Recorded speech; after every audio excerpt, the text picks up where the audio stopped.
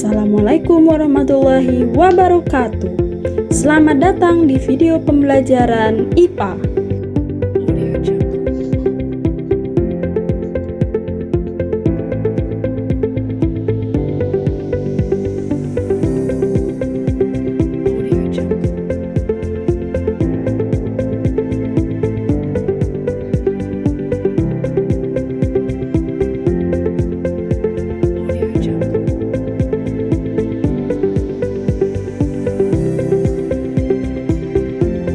Sebelum kita masuk kepada pembelajaran hari ini, kita harus mengetahui acuan belajar, yakni kompetensi dasar pengetahuan 3.2. Menganalisis gerak lurus, pengaruh gaya terhadap gerak berdasarkan hukum Newton, dan penerapannya pada gerak benda dan gerak makhluk hidup.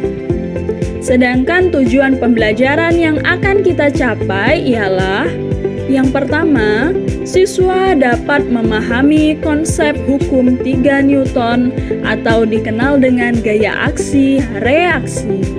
Yang kedua, siswa dapat menganalisis gaya aksi reaksi pada suatu peristiwa. Dan yang ketiga, siswa dapat mengidentifikasi arah dari gaya reaksi dan juga gaya aksi pada suatu peristiwa tersebut. Oke, apakah kalian siap untuk belajar? Are you ready? Katakan yes, I'm ready. Perhatikanlah peristiwa berikut ini. 5, 4, 3, 2, 1.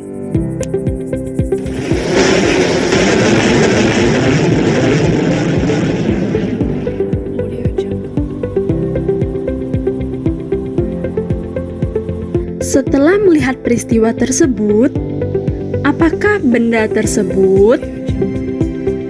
Ya, benda tersebut adalah sebuah roket yang melaju sangat kencang ke atas permukaan bumi. Lalu, apa kaitannya dengan yang akan kita pelajari hari ini? Yuk, kita simak baik-baik. Anak-anak ibu semua, apakah kalian tahu mengapa roket dapat meluncur ke atas? Oke, roket dapat meluncur ke atas dengan sangat kencang dikarenakan adanya gaya aksi dan reaksi yang terjadi padanya. Adapun gaya aksinya ialah semburan gas dan juga adanya gaya dorong ke bawah yang dilakukan oleh roket memicu adanya gaya reaksi pada roket, yakni meluncurnya roket tersebut ke atas. Apakah kalian sudah paham apa itu gaya aksi dan reaksi? Nah, itulah yang akan kita pelajari hari ini. Nah, untuk lebih memahaminya, marilah kita laksanakan ataupun kerjakan lembar kerja berikut ini.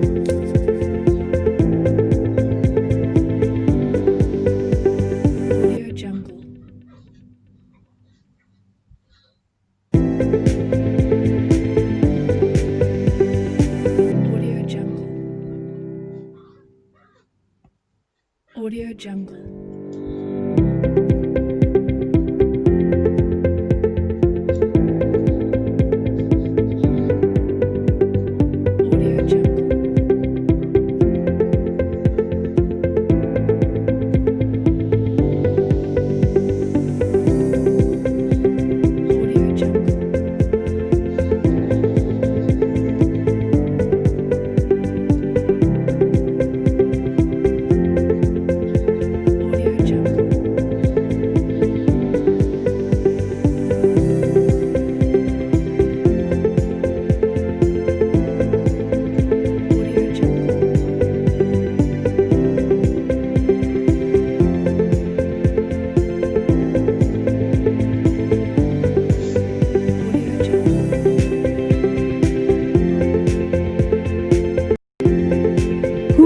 3 Newton.